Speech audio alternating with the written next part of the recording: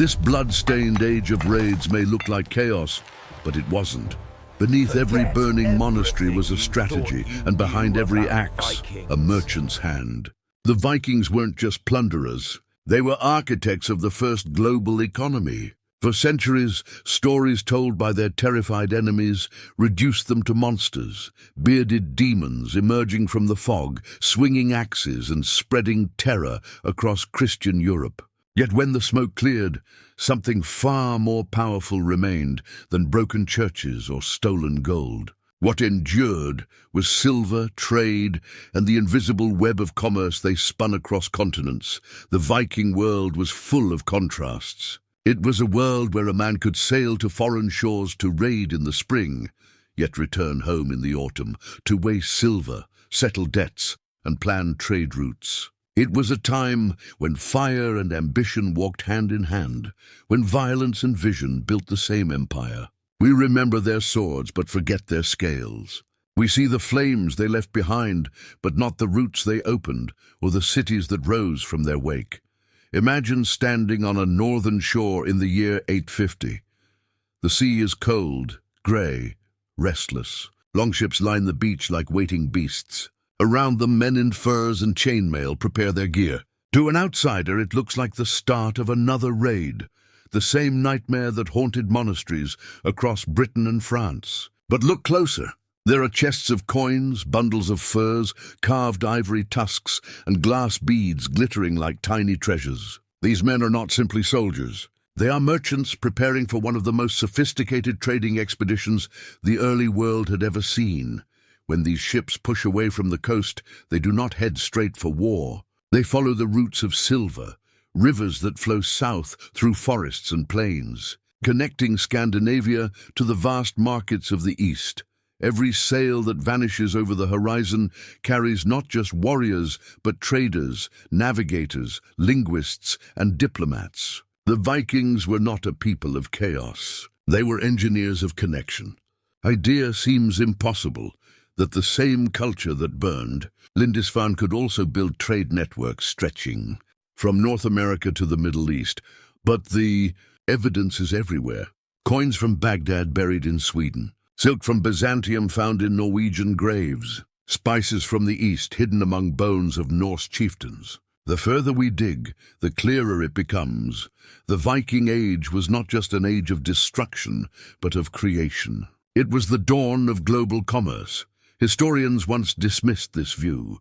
For generations, schoolbooks painted the Vikings as primitive raiders, men who hated order and law. Yet modern archaeology tells a very different story. One of organized expeditions, standardized weights, written contracts, and legal agreements carved into stone. They weren't savages. They were innovators. They built harbors, trading posts, and financial systems long before feudal Europe learned the value of open exchange. The Viking longship, sleek and deadly, was more than a weapon. It was a tool of logistics. It could travel across oceans, yet slip into shallow rivers, carrying cargo where no other vessel could reach. That single design allowed them to outtrade, outmaneuver, and outconnect every rival civilization of their time. They could raid a city one month and appear as respected traders in another the next. Their power came not from size but from speed, not from conquest alone, but from mobility, the same principle that drives global markets even today. When you think of a Viking, you probably picture a roaring warrior with an axe in hand.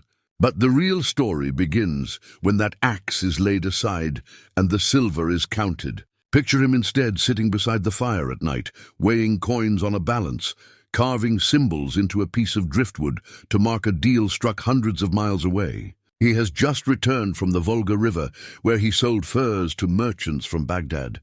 He speaks a few words of Arabic, some Slavic, a little Greek. He knows the price of silk, the value of walrus ivory, the worth of a slave, the cost of a mistake. His hands are rough from rowing, but his mind is sharp. This is not a brute. This is an economist in armor. The paradox of the Viking is that they were both destroyers and creators, often in the same breath. Their raids opened the doors to trade. Their wars cleared paths for markets. Every monastery they looted funded a ship, every ship opened a route, and every route tied a continent together. It's easy to hate the raider, much harder to admit that his violence helped build the systems that define our world. This is the hidden truth behind the age of the longships. They weren't just chasing glory, they were chasing opportunity. The same ambition that drove them into battle drove them into business. They turned risk into profit, distance into advantage, chaos into wealth. And by the time Europe realized what had happened, the Vikings had already connected lands and markets that had never before spoken to one another. So forget what you thought you knew about them. The Viking story isn't one of mindless violence. It's the story of humanity's first global entrepreneurs. The men who taught the medieval world that fortune favors not only the brave, but the bold.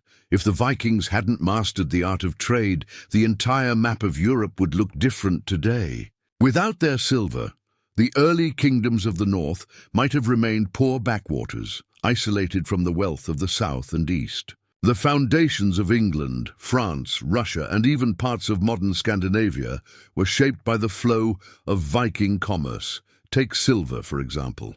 Before the Viking Age, silver was rare in northern Europe. Most people bartered goods instead of using coins. But when Viking merchants began bringing thousands of Arabic dirhams northward from the Caliphate, the economy transformed overnight. Those coins didn't just sit in chests. They circulated.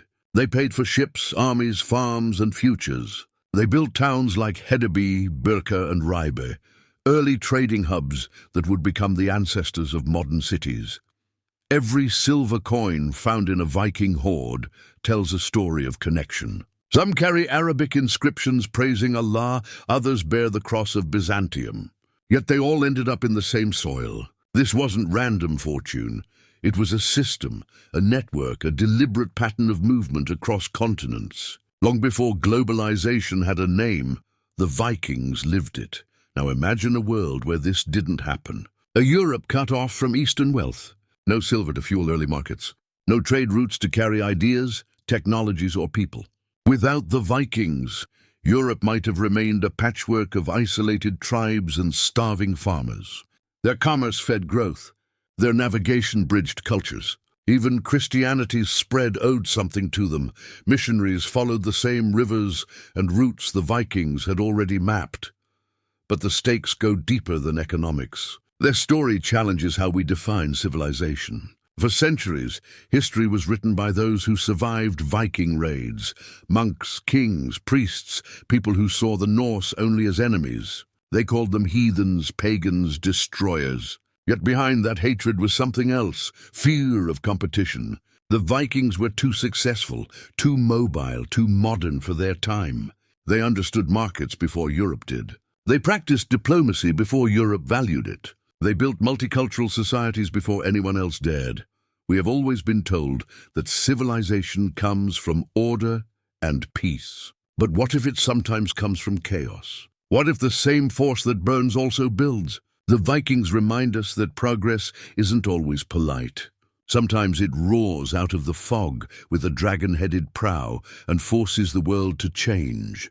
Their global web mattered because it rewrote the rules of power. In the Viking world, a man's worth wasn't measured only by bloodlines or titles, but by his ability to navigate, to move goods, ideas, and alliances. Wealth could be earned, not just inherited.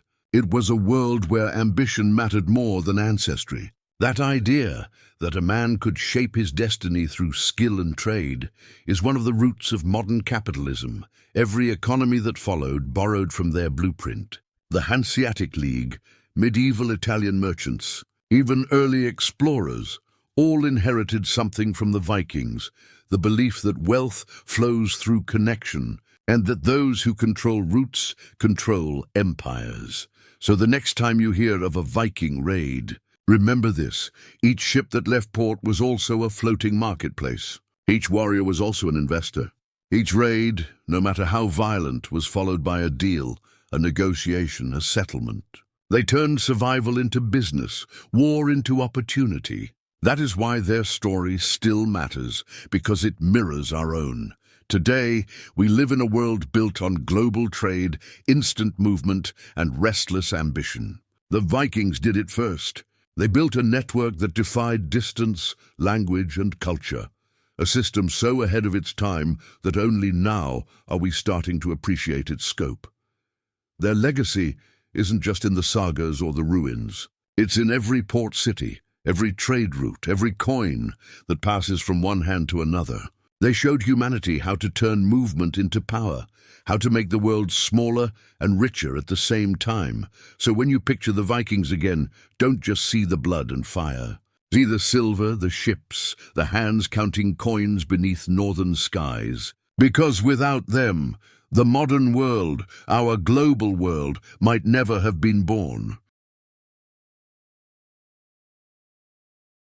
To understand the Viking world, you have to see it as a living network, a web of rivers, seas, and distant markets stitched together by wind, ore, and ambition. Each ship was a thread in that web, and each voyage tightened its hold on the world. Their roots began in the cold fjords of Norway and the rocky shores of Denmark, but they reached far beyond anything most medieval people could imagine. The Vikings treated geography like opportunity. Wherever water flowed, profit followed. They sailed east into the narrow rivers that cut through the dark forests of Russia. The rivers Neva, Volkhov, Dnieper, and Volga became their highways. Along these waterways they built wooden forts that doubled as markets: Ladoga, Novgorod, and Kiev, names that would one day echo through European history. These were not random raids turned into settlements. They were deliberate trade outposts. Every port they built became a checkpoint where goods, information, and people changed hands.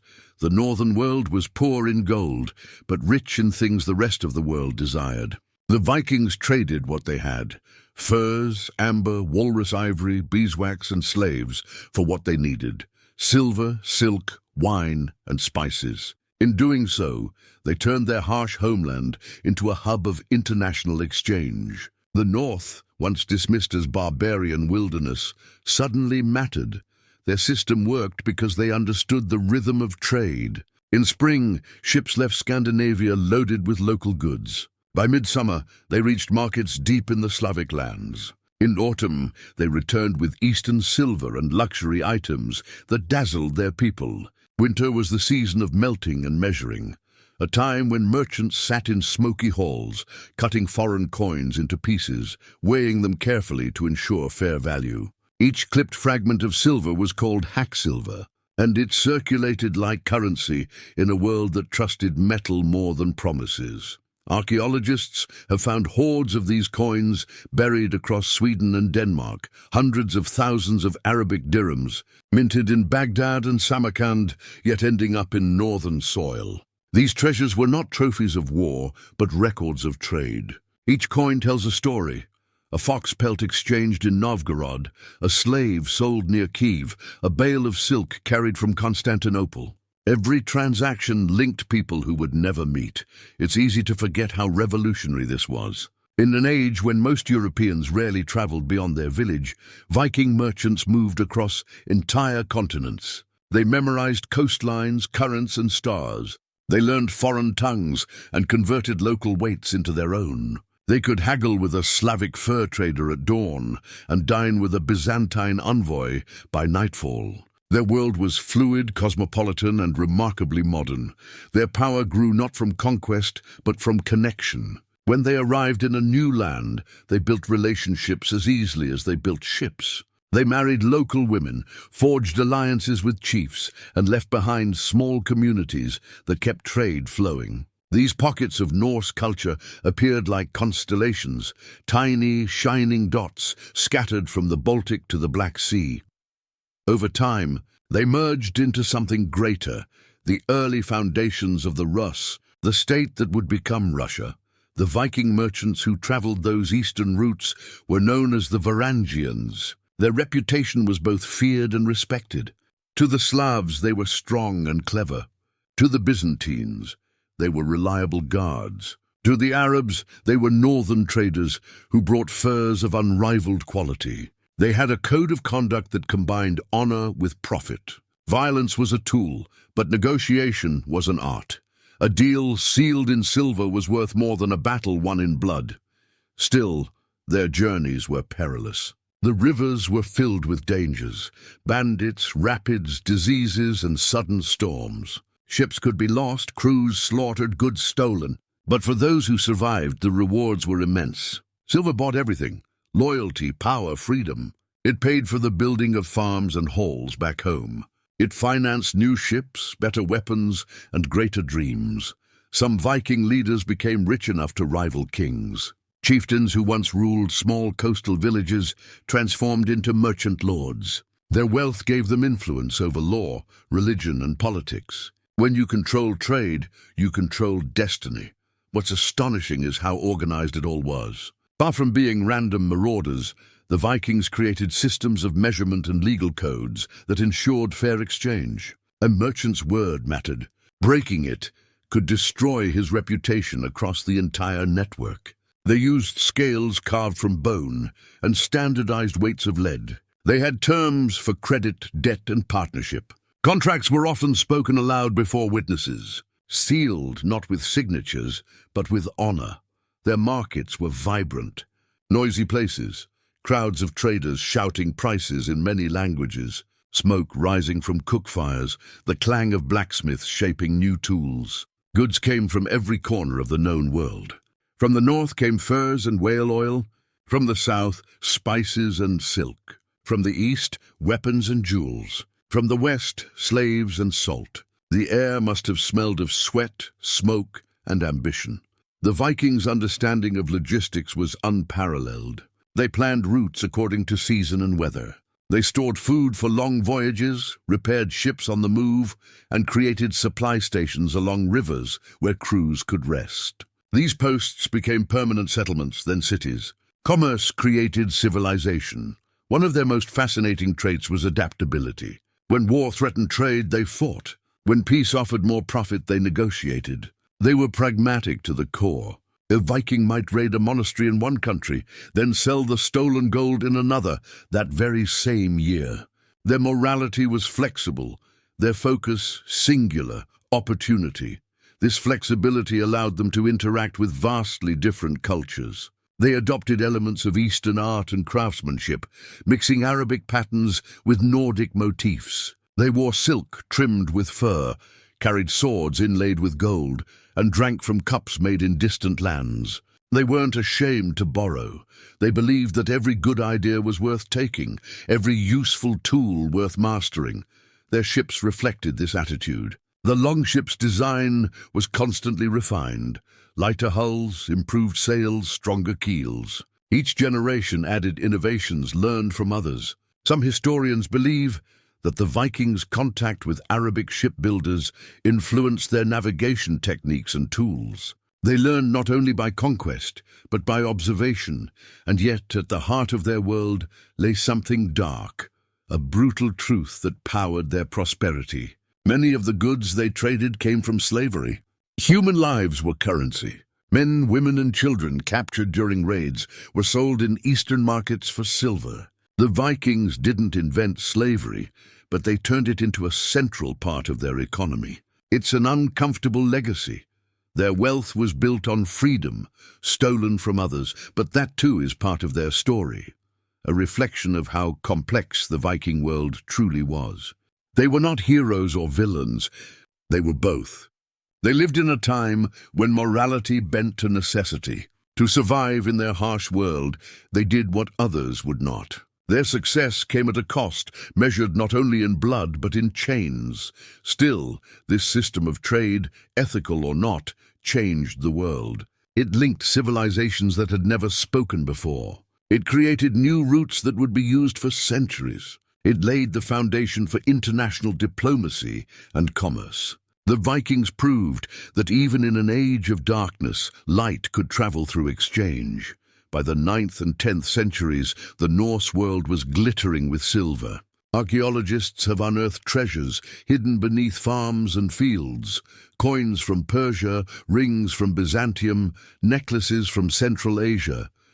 These hoards were not random caches of loot. They were investments, savings, and insurance. Merchants buried them for safekeeping during turbulent times, expecting to dig them up later. Some never did, leaving behind frozen bank accounts from 1,000 years ago. Every coin, every weight, every trade post told the same story, of people who understood that wealth was more powerful than warfare. They had discovered a truth that would echo through all human history. Trade could achieve what armies could not. When the Vikings sailed, they didn't just follow the wind. They followed information. News traveled with traders. Which market had silver shortages, where crops failed, where new rulers offered privileges. This flow of intelligence made them early masters of economic strategy. They anticipated shifts in value, exploited gaps in supply, and adjusted faster than any competitor.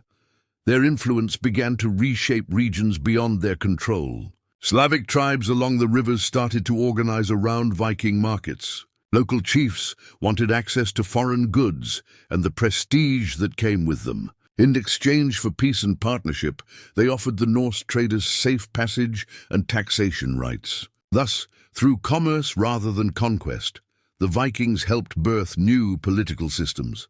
Over time, this web of silver became the backbone of Northern Europe. When the supply of Eastern coins eventually slowed, Europe was already addicted to silver. Kingdoms began minting their own. Economies evolved to depend on currency rather than barter. In the sense, the Vikings taught Europe how to handle money. The scale of their achievement is staggering. Without writing manifestos or declaring empires, they created one of the most extensive trade networks in pre-modern history. They did it through sheer daring, curiosity, and the hunger for profit. Their ships carried not just goods, but ideas about navigation, law, exchange, and equality of opportunity. Look close enough, and you can see the roots of our world in theirs. The long ships that cut through foggy rivers were the ancestors of cargo vessels. The scales that weighed hacksilver were the forerunners of financial systems. The laws that governed Viking markets evolved into the commercial codes of medieval towns. The spirit that drove them, the refusal to stay still drives us today. The web of silver was not just about wealth. It was about connection, ambition, and survival. It turned cold waters into highways of power and taught humanity that distance could be conquered, not only with strength, but with trade. And though centuries have passed, the echo of their oars can still be heard wherever markets meet the sea. As the rivers of silver widened into oceans of influence, the Vikings began to transform from traders into power brokers. Trade was no longer just about survival or profit. It was about prestige. The same men who once stood on deck with blood on their axes now walked through royal courts wearing silk robes and golden arm rings. In the span of a few generations, the Viking world had learned to turn commerce into authority.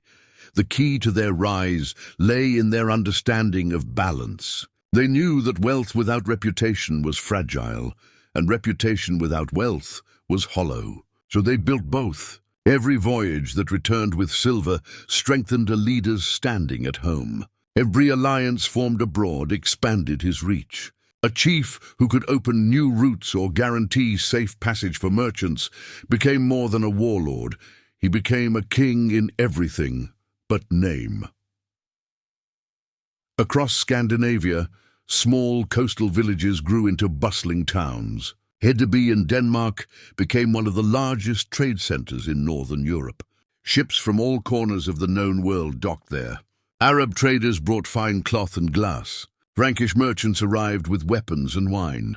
Slavic dealers offered furs and honey. The air vibrated with negotiation, laughter, and the clang of metal. A man could buy a slave, a sword, and a bag of silver all within the same hour. Hedeby was the beating heart of the Viking economy, proof that the North had mastered the art of the market. Wealth changed everything. The Vikings, who once worshipped gods of war, began to pray to gods of fortune. Thor's hammer still hung around their necks, but alongside it gleamed foreign coins and jeweled crosses. Prosperity brought curiosity. Curiosity brought transformation. Some merchants adopted Christianity not because they feared hell, but because it helped them trade with Christian kingdoms. Faith became another kind of currency, and conversion another form of diplomacy. In the East, the story took an even grander turn. The Varangians, those daring Norse traders who followed the rivers to Byzantium, became legends. The Byzantines called them Rus, and soon that word described not just the people, but the entire land they ruled. From their outposts at Novgorod and Kiev, the Rus controlled the most profitable routes between the Baltic and the Black Sea. Every ship passing through paid them tribute. They were both toll collectors and protectors, warlords and administrators. Kiev, in particular, became a jewel of the north. Its wooden halls glittered with imported silver and silk. Markets spread along the riverbanks, where Slavs, Finns, Greeks and Arabs mingled in a dozen tongues. The princes of the Rus styled themselves as equals to emperors. They issued their own laws, minted their own coins, and built churches that rivaled those in Constantinople. The Viking instinct for enterprise had evolved into statecraft. The Byzantine Empire soon realized the value of partnership.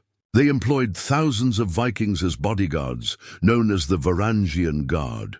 To the emperor, they were loyal foreigners with no local ties, a perfect elite force. To the Vikings, it was the highest honor, serving in the palace of the richest empire in the world. They carried axes inlaid with gold and stood watch over the imperial throne. Many grew old in Byzantium, returning home only after decades, carrying stories of marble palaces, exotic foods, and unimaginable wealth.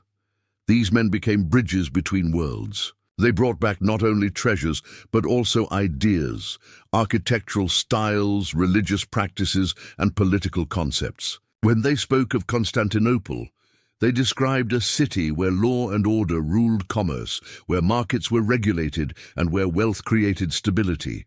Their tales inspired change back home. The Norse realized that to sustain trade, they needed rules, written, predictable, and respected. Out of chaos grew order. Merchants began forming guilds, informal associations of traders who protected one another, shared information, and guaranteed fair deals. If a man cheated in one town, word would spread, and he would be shunned in every port. Trust became the invisible coin that kept their economy alive. And once again, the Vikings were ahead of their time, but as trade expanded, competition intensified. Other European powers started to imitate them. Frankish kings built fleets to secure their coasts. Slavic rulers established their own markets, and new Christian kingdoms sought to control the lucrative flow of goods. The Vikings faced a dilemma: continue as independent merchants or evolve into rulers who could defend their interests with armies and laws. Many chose the latter. The merchant became a monarch. The first generation of raiders gave birth to the second generation of kings. Harald Bluetooth, who ruled Denmark, united tribes through wealth and diplomacy as much as through warfare. His monuments boasted of spreading Christianity and consolidating power, a reminder that religion and trade were now weapons of statecraft. In Norway, Olaf Tryggvason used fortune earned abroad to buy loyalty at home. He built churches, sponsored trade fairs, and positioned himself as both warrior and benefactor. Wealth demanded infrastructure. Ports turned into fortified harbors. Markets became towns with wooden walls and watchtowers. Roads were carved through forests to connect inland settlements to the sea. Every improvement drew in more traders, more craftsmen, more settlers. Scandinavia was changing from a loose patchwork of clans into a network of proto-states. The longhouse gave way to the hall to the city. Yet beneath all this progress lay a shadow. The silver that had fueled their expansion began to slow. The Abbasid Caliphate, once a fountain of minted coins, fell into economic turmoil. The rivers of silver dried to streams. Viking merchants faced a new challenge: how to sustain their prosperity when the source of their wealth faltered. Their answer was ingenious. They diversified. No longer dependent solely on eastern silver, they turned westward. They established new trade routes across the North Sea, linking Scandinavia with England, Ireland, and the Frankish Empire. The same coasts they once raided became partners in commerce. Dublin, founded as a Viking stronghold, became a thriving trade city where Norse and Gaelic merchants bartered side by side. The same hands that once held swords now weighed coins together. This westward shift transformed Europe's economy. Silver from old hoards recirculated. Gold from Frankish mines entered northern markets, and new currencies appeared. The Vikings had created momentum, an interconnected system that could adapt to crises. The first global economy had resilience because it was built on flexibility. But the transformation wasn't only economic, it was cultural. As the Norse mingled with foreign peoples, their language, art, and beliefs blended. They adopted the alphabet of the Anglo-Saxons and merged it with their runes. They incorporated Christian symbols into pagan carvings, creating a unique hybrid art form found nowhere else in the world. Their stories began to change too. The sagas that once glorified slaughter now praised wisdom, cunning, and the skill of negotiation. The hero became not just the fighter, but the deal-maker. Women, often overlooked in tales of battle, played vital roles in this new world. In Norse society, women could own property, manage farms, and conduct business in their husband's absence. The wives of merchants oversaw trade operations at home, maintained accounts, and arranged partnerships. Some even led expeditions themselves. Grave findings show women buried with scales and weights, symbols of commerce. They weren't just passive figures. They were the unseen hands of Viking enterprise. Every coin that passed through a market carried their labor, their intellect, their ambition. In this sense, the Viking economy was more progressive than many that followed it. It recognized competence over gender, at least within its merchant class. Commerce required trust, and trust respected results. By the height of the 10th century, the Viking world had achieved something unprecedented. Their trade routes stretched from the North Atlantic to the Caspian Sea, from the Arctic Circle to the deserts of Arabia. Few empires in history had reached so far without an emperor.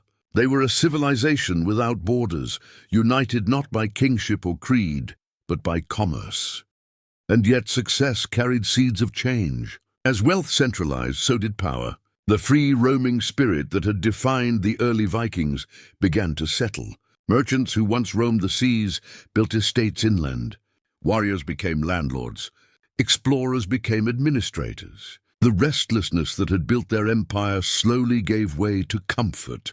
Still, for a time, the world bowed to their enterprise. The Viking Age had turned from an era of terror into an era of trade. From their ports came goods that dazzled Europe.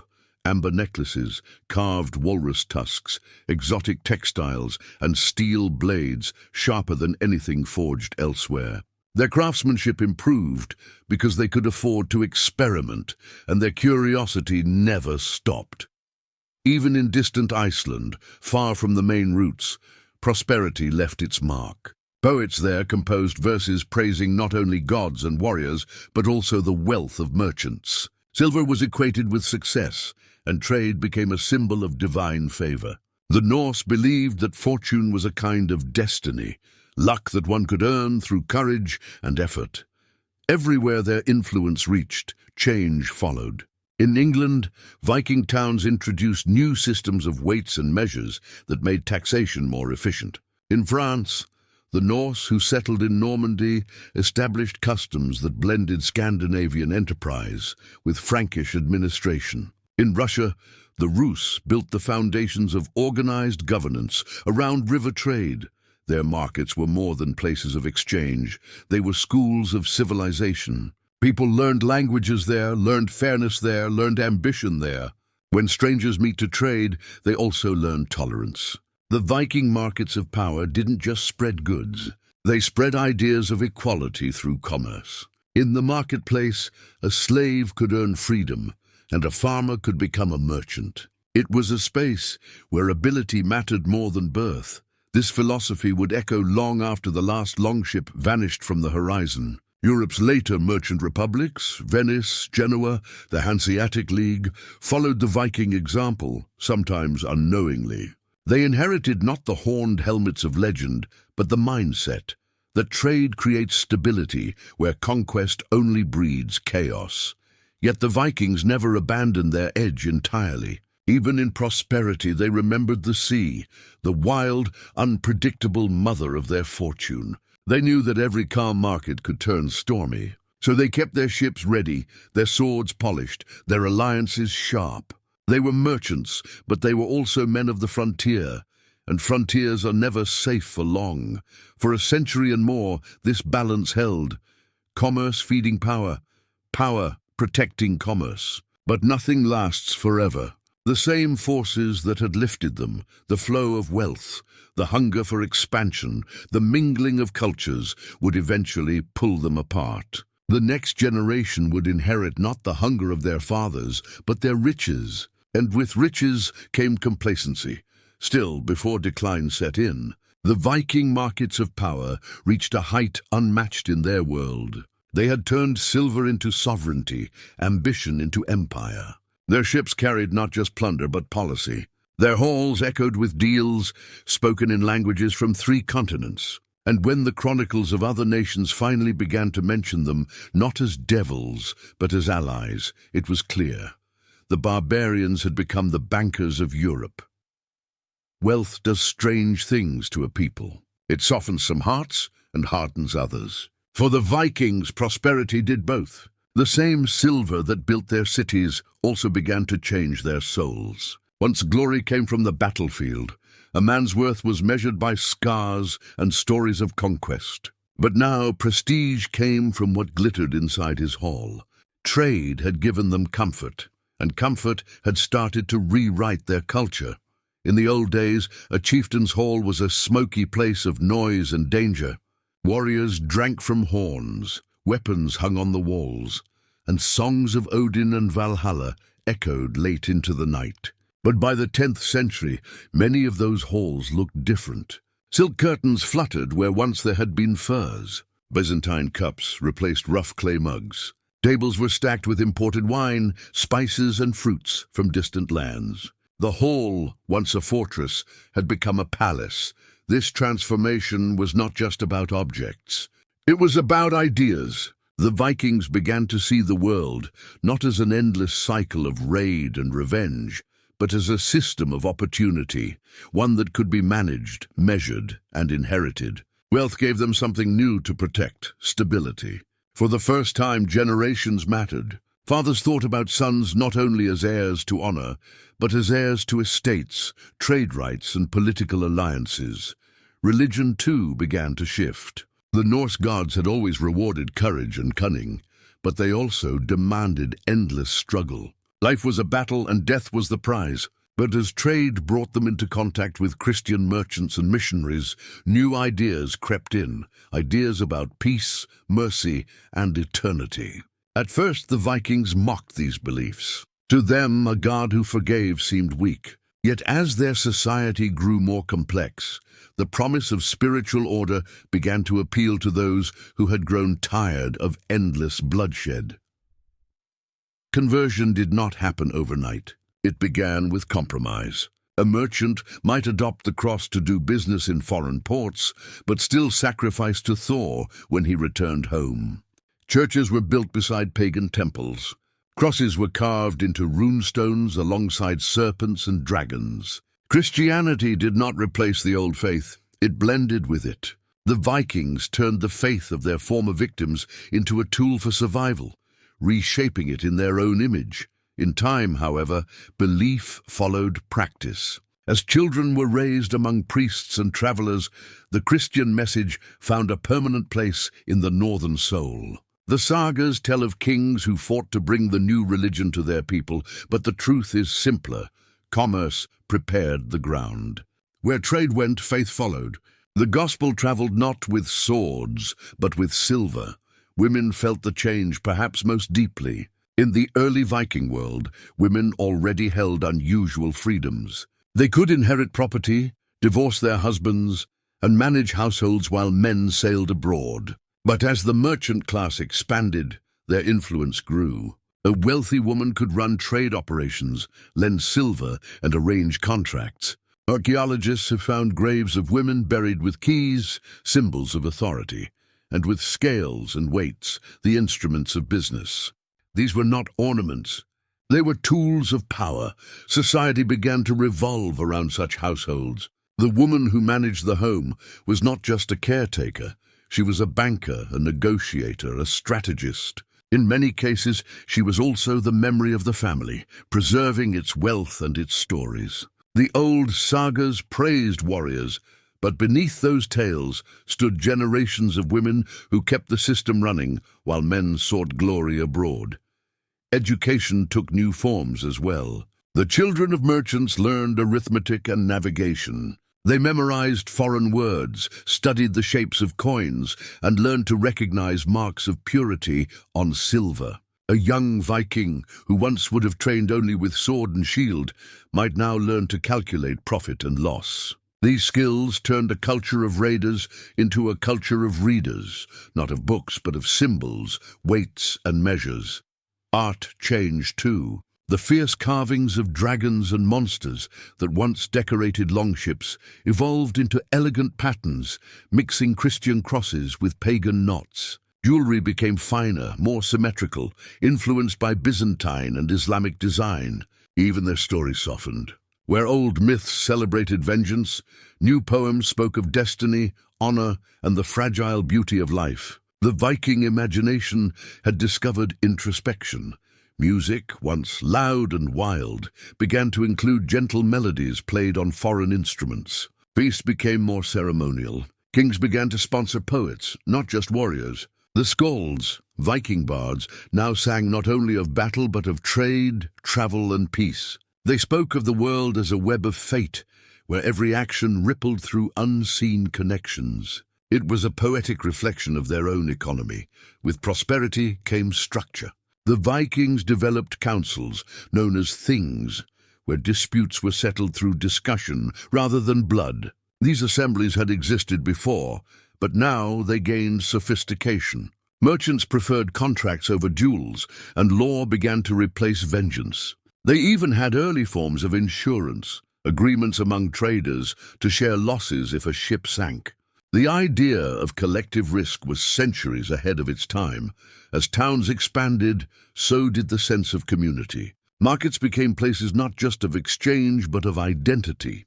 People from different clans and faiths learned to live side by side. Scandinavia, once isolated and wild, became cosmopolitan. Foreign artisans, priests, and scholars visited its ports. Latin inscriptions appeared beside runes. The northern world, once feared as barbaric, was now admired for its prosperity, but this transformation carried tension. Some saw wealth as corruption, a betrayal of the old ways. Poets lamented the fading of courage, complaining that gold had replaced glory. They warned that comfort would weaken the next generation. Others disagreed, saying that wisdom lay in adaptation, not nostalgia. The debate between sword and silver divided the culture itself. For many, the answer was balance. They believed that wealth could honor the gods if earned through effort and shared generously. A rich man was expected to host feasts, support warriors, and donate to temples. Generosity was the proof of greatness. In this way, the Vikings turned wealth into a form of moral power. This ethic shaped their politics. Kings were expected to be givers, not hoarders. A ruler who grew stingy risked rebellion. Gifts created loyalty, and loyalty created peace. Silver was both currency and glue, binding society through obligation and gratitude. When Christianity spread, this same custom evolved into charity and patronage. Cathedrals rose where mead halls once stood, funded by the same impulse, to prove worth through giving. Meanwhile, the common people began to enjoy the benefits of stability. Farmers expanded their lands. Craftsmen specialized in new trades. Potters, weavers, and blacksmiths no longer worked only for survival. They worked for profit. The economy diversified, feeding a new sense of independence. Even the landscape changed. Forests were cleared for farmland, roads carved into hills, bridges built across rivers. Ships once used for raiding now carried timber and grain. The land grew gentler, but not weaker. The Vikings had learned to harness their world rather than fight it. Perhaps the greatest change, though, was psychological. The Norse worldview, once obsessed with fate and fatalism, began to open to the idea of progress. They started to believe that life could improve, that effort and intelligence could alter destiny. This was a radical thought for a people who once believed that every man's death was written by the gods. Now the future felt negotiable. In the sagas written centuries later, this tension lingers. The heroes still fight and die bravely, but they also build, learn, and question. The storyteller's voice shifts from pure myth to human insight. The Viking mind, once ruled by thunder and fear, had become curious and reflective. It had learned that knowledge was another form of conquest.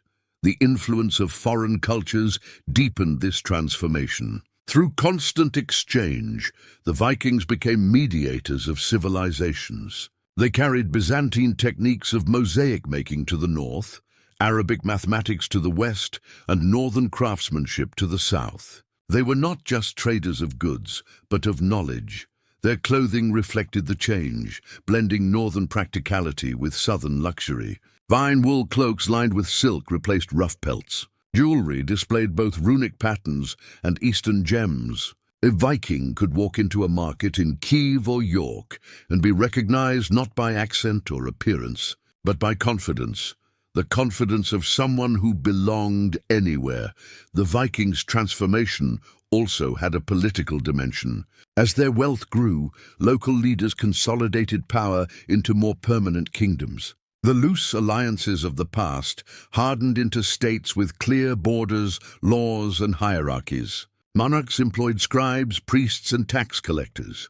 The old freedom of the sea gave way to the order of the crown, yet the memory of independence never vanished. Even as kings rose, the Viking spirit of mobility persisted. Many continued to travel, to seek fortune abroad. Others carried that spirit across oceans, to Iceland, Greenland, and beyond. Wherever they went, they carried their values, courage, curiosity, and ambition. And so the Vikings changed, not by abandoning who they were, but by expanding it. They had started as raiders and become rulers, begun as wanderers and become builders. Their society had moved from chaos to commerce, from superstition to structure, from survival to strategy. But transformation always brings new choices. In their pursuit of prosperity, the Vikings faced a question that every civilization eventually must answer. Once you have built power, how do you keep it? For generations, they had relied on courage and innovation. Now they would have to rely on something more fragile, continuity. Their story was far from over. The wealth that had elevated them would soon test them. The children of merchants would inherit not hunger but comfort, and comfort would make them forget what it cost to create stability. The raiders, who had once conquered the world, would leave behind heirs who struggled to hold it together.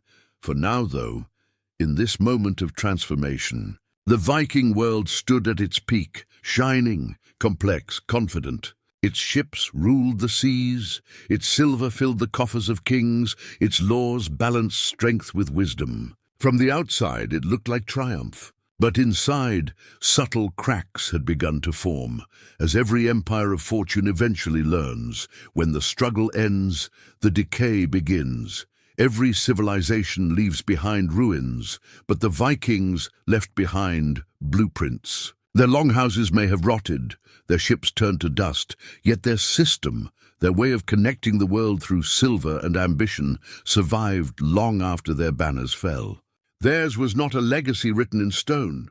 It was written in movement, in trade, in the invisible lines that still bind nations together today. When historians speak of the end of the Viking Age, they usually point to the 11th century, the time when the raids stopped, when Christianity triumphed, when kingdoms replaced clans. But the truth is that the Vikings never truly disappeared. They changed shape. They evolved into the very societies that replaced them. Their spirit did not die. It simply put on new clothes. In Normandy, for example, Norse settlers became French nobles. Rollo, once a feared raider, swore loyalty to the King of France and received a duchy in return. His descendants would go on to conquer England in 1066, blending Norse energy with French sophistication. The Norman conquest was, in a sense, the last great Viking expedition, not fought by pagans, but by their Christianized heirs. The same strategic mind that once guided longships now guided armies. The sword and the quill had learned to work together. In the east, the Rus princes of Kiev transformed into monarchs who ruled a multi-ethnic realm stretching from the Baltic to the Black Sea. They adopted Orthodox Christianity, built cathedrals, and sent ambassadors across Europe. But beneath the new faith and ceremony, the old trading instinct remained. The rivers that once carried furs and slaves now carried pilgrims and tribute. Yet the principle was unchanged: control the routes, and you control the world. Farther west, Viking influence shaped the birth of medieval commerce. The towns they founded, Dublin, York, Birka, Hedeby, became permanent centers of trade. Their markets evolved into early urban economies. When later generations built guilds and merchant leagues, they were following paths first charted by Norse hands. Even the Hanseatic League of the 13th century, the Great Confederation of northern trading cities, used routes and customs pioneered by Viking sailors 400 years earlier. Their ideas about law and fairness also endured. The Thing, their public assembly, survived in Iceland and eventually influenced the concept of parliament. It was a place where free men debated, voted, and agreed on rules. No king was above its judgment. In a world drifting toward monarchy, this was revolutionary, a reminder that power could come from consent as well as conquest. That spirit of debate would echo centuries later in democratic thought. The Vikings also transformed Europe's sense of identity. Before them, the continent was fragmented, fearful of outsiders. After them, it had learned that movement and exchange were not always threats, that outsiders could become builders. They forced Europe to interact, to adapt, to defend, and ultimately to grow. The age of isolation was over. In its place rose an age of connection. Their influence reached even the church that once condemned them. The wealth they poured into Christendom through trade and conversion funded monasteries, churches, and missions. Some of the greatest cathedrals in northern Europe, built of stone but financed by silver, owe their existence to Viking merchants. Their generosity bought salvation, but it also reshaped architecture, spreading northern design across Europe. Culturally, the Norse spirit left deep marks on language and legend. Hundreds of English words, sky, knife, window, husband, law, come from Old Norse.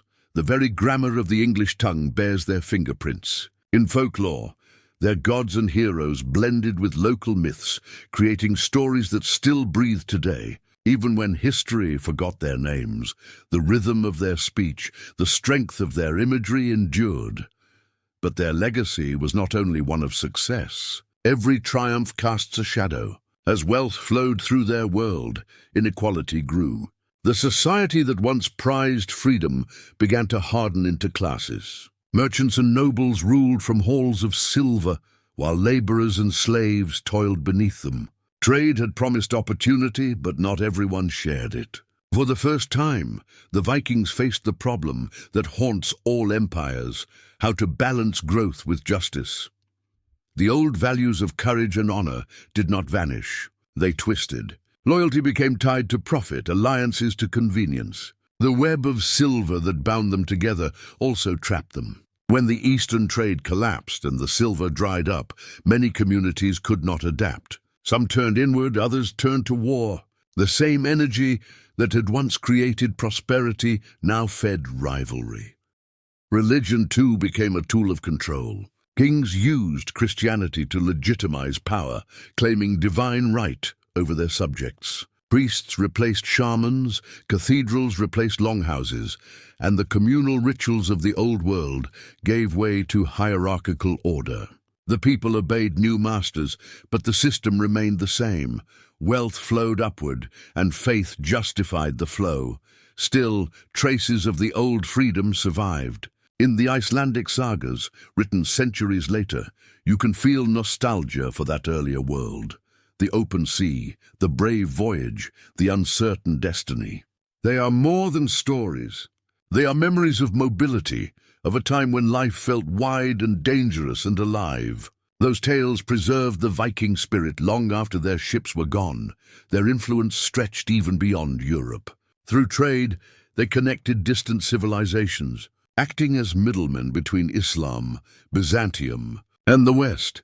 They carried goods, but they also carried information, maps, inventions, rumors of distant lands. They may never have realized it, but they were laying the foundations for the global explorations that would come centuries later.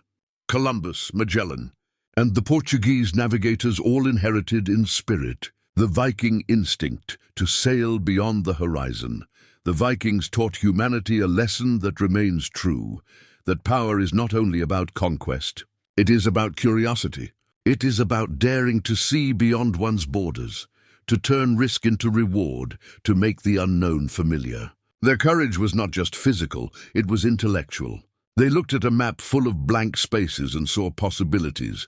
Yet as with every golden age, their decline came quietly. It wasn't one great battle or one catastrophe. It was time itself, the slow erosion of purpose once prosperity replaces struggle. The younger generations, born into wealth, lacked the hunger of their ancestors. They preferred comfort to risk, certainty to adventure. The longships still floated in the harbors, but fewer dared to sail them into the unknown. The world they had built continued without them. Their trade routes became medieval highways. Their ports turned into royal capitals. Europe had learned what they came to teach: how to connect, how to trade, how to grow. The teacher no longer needed to travel. Still, the memory of them lingered, sometimes as monsters, sometimes as heroes. To the Christian chroniclers, they were God's punishment. To poets, they were symbols of freedom. To sailors, they were ancestors. Every nation that touched their roots carried a piece of them forward. Perhaps their greatest legacy is invisible, a mindset. They believed that fortune favors the bold, that the sea, though cruel, rewards courage, that barriers are meant to be crossed. These beliefs still drive exploration, entrepreneurship, and ambition today. The modern world runs on Viking logic: connect or die. Even our economies echo theirs. They built decentralized trade networks long before banks or corporations existed. They valued trust, mobility, and adaptability, the same principles behind global markets today. In a way, the internet is a digital version of the Viking web of silver, fast, borderless, and driven by exchange. Their art, their words, their ethics of daring all survived in new forms. The myth of the restless voyager became the myth of progress itself. When later explorers set sail for new continents, they carried not just maps and instruments, but the same hunger for the unknown that once filled Norse hearts. And so the Vikings, the so-called barbarians of the north, became unwitting architects of modernity. They had sought silver and glory, but what they found was connection, a thread that still binds humanity across oceans and centuries. Their ships no longer sail, but the wake they left behind still ripples through time. Their legacy is not carved in runes, but woven into our daily lives, in the languages we speak, the laws we follow, the routes we travel, and the spirit that pushes us forward when fear says stop. We live in their world, whether we know it or not, so when we remember them, we should remember the full picture. Yes, they were raiders and slavers, men of violence, but they were also dreamers, innovators, and connectors. They proved that even in an age of darkness, humanity could build light, not with temples or empires, but with movement, courage, and trade. The Vikings didn't just shape history, they shaped possibility. And in doing so, they left us a question that still matters. Are we, in our own age of global power, as brave as they were? Do we still dare to cross the seas of the unknown? Or have we, like their descendants, grown too comfortable on the shores of our success? Their story ends, but their challenge remains. The longships are gone, the silver buried, but the wind that filled their sails still calls to us. It whispers the same message it once carried across stormy northern waters. Seek, explore, connect. Because in the end, that is what makes us human. History remembers the Vikings for their fire, the smoke over monasteries, the sound of steel on shields, the terror that spread like storm clouds across Europe. But that memory is incomplete. The flames were only the beginning. When the fires died, something far greater remained: connection. Beneath the noise of war was the quiet rhythm of commerce, the heartbeat of a new world being born. The Vikings were never just destroyers. They were builders disguised as raiders. Their ships carried not only warriors, but the blueprints of global exchange. They saw the world not as boundaries, but as bridges. Every coastline was an invitation, every river a possibility. They moved through the world like arteries carrying life, linking cultures that might otherwise have remained strangers. Their true weapon was not the axe, it was the network. A map of silver veins stretching from the frozen north to the golden deserts of the south. They didn't invent trade, but they gave it speed, daring, and imagination. Before them, commerce was local. After them, it was global.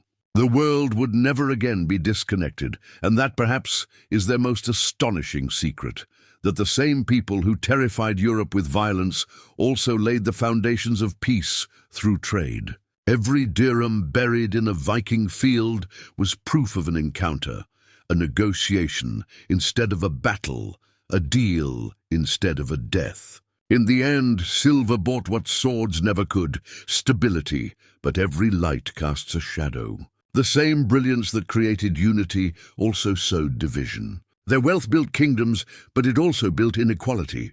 The same curiosity that connected worlds also carried exploitation. In chasing silver, they mirrored the paradox of every civilization since, the eternal struggle between greed and growth, progress and morality. They lived in a time when every gain had a cost, every fortune a wound. The slaves who rode their ships, the forests they stripped for timber, the rival tribes displaced by their expansion, all paid a price for the Viking dream. Their economy was brilliant, but it was not innocent. It was a reflection of humanity itself, capable of greatness and cruelty in the same breath, and maybe that is why their story feels timeless. We still live in their shadow. We still measure success in silver, still chase horizons for profit, still tell ourselves that connection is worth any cost. The Viking Age may have ended, but its spirit rules the modern world. The longship has become the cargo ship. The oar has become the algorithm. The network of rivers has become the web. When we look at our own age, our markets, our trade routes, our restless hunger for growth, we are looking into a mirror polished by Norse hands 1,000 years ago. We have built systems as vast and powerful as theirs, but we face the same question they did. How long can wealth hold a world together before it begins to pull it apart? The Vikings never solved that question. They couldn't. No civilization ever truly has. But in their rise and fall, they left us a warning written in the silver they worshipped. Silver shines brightly, but it corrodes if not cared for. Trade creates unity, but it demands balance. And when balance breaks, the same roads that bring prosperity can carry ruin. As their age faded, the Vikings watched the world change around them.